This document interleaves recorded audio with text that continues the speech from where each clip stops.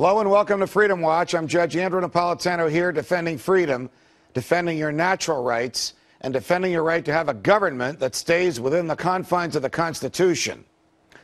The economist Frederick Hayek once said that if we are ever again to have good money, that it would not come from the government, it would be issued by private enterprise. This would mean that the monopoly on the printing of currency would be taken away from the unconstitutional Federal Reserve, and that private citizens would be allowed to trade freely in whatever currency they chose.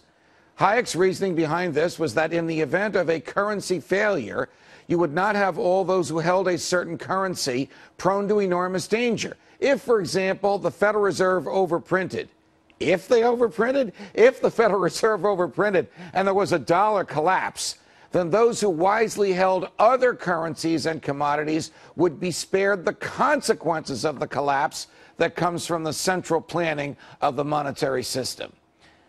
An enormously popular bill is being debated in the Senate this week that would perform an audit on our centrally planned monetary system in an attempt to determine what role the Federal Reserve might have had in the recent economic downturn.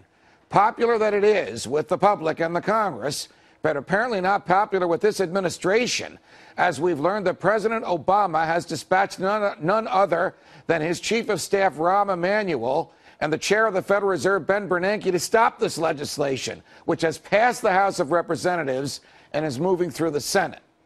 Though the legislation has bipartisan support and is fueled by grassroots citizens who have petitioned by the hundreds of thousands for its adoption, Senator Chris Dodd, a Democrat, Senator Robert Corker, a Republican, have introduced measures to water down this bill in the Senate.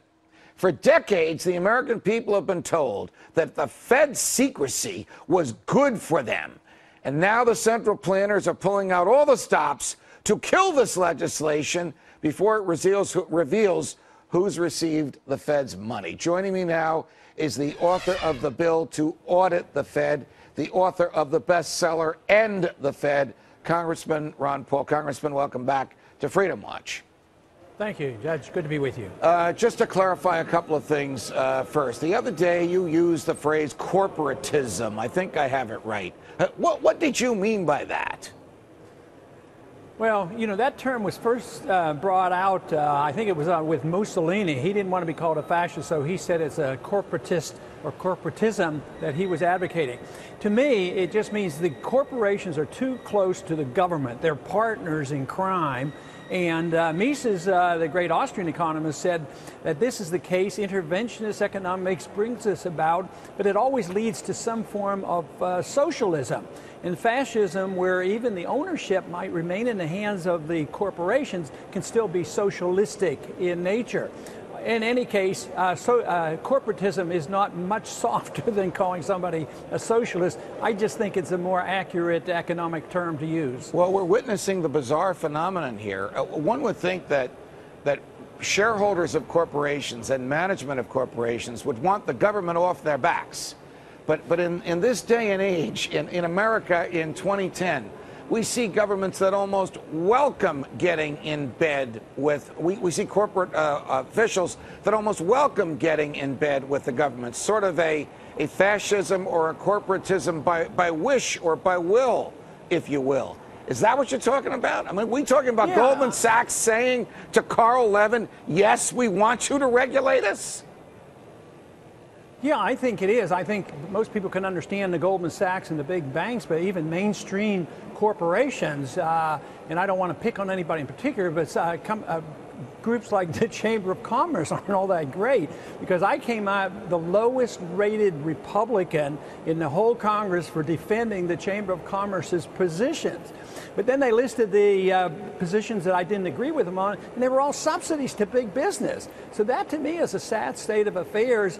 If you give me the benefit of the doubt and say that I always vote for the market economy and less government, less regulations, you would think I would be a champion of the corporations. Right. But if it comes to a small businessman and somebody who understands the market, I think they understand my votes a lot better than that. Absolutely.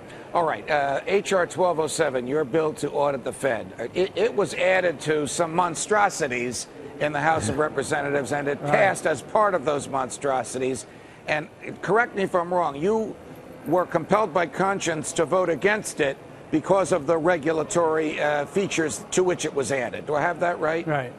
Yeah, that is correct, and that's the way I generally work in the Congress. I will vote for good amendments, try to always improve the bill, but if the bill is basically bad or is unconstitutional, then I can't vote for that bill just because there's one small portion that is constitutional. Otherwise, I'm joining the gang that has undermined our system here for the past 50, 60 years. If I may, that is an attitude that has distinguished you as a champion of human freedom and of the free market. Now the bill is in the Senate. In what form is it in the Senate? Is it part of that big monstrosity against which you voted? Or is it a freestanding bill to audit the Fed over in the Senate? Well, they've already, Dodd and Corker, as I understand it, have endorsed a position that's in the bill, which was similar to the Mel Watt proposal and maybe a little bit worse that we had to defeat in the House committee, the House Financial Services Committee. So there's a bad provision in the financial bill of the Senate, but Bernie Sanders and Jim DeMint are working very hard to bring this up, and it is estimated that it probably won't come up this week, but it'll come up Monday or Tuesday of next week. That will be a key vote. Let me tell you, and that'll tell us whether or not the people win or whether the Federal Reserve wins. And there is a coalition, the Federal Reserve, big banks, some of the Republican and Democratic leadership.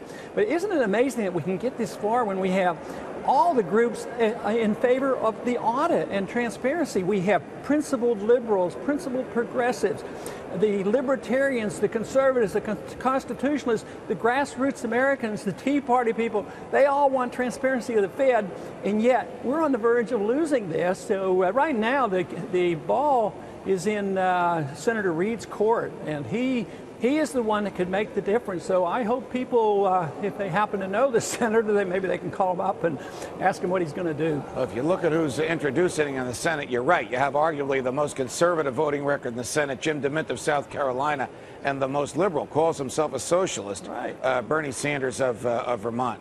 Congressman Paul, it's a pleasure. Thank you for joining us on Freedom Watch.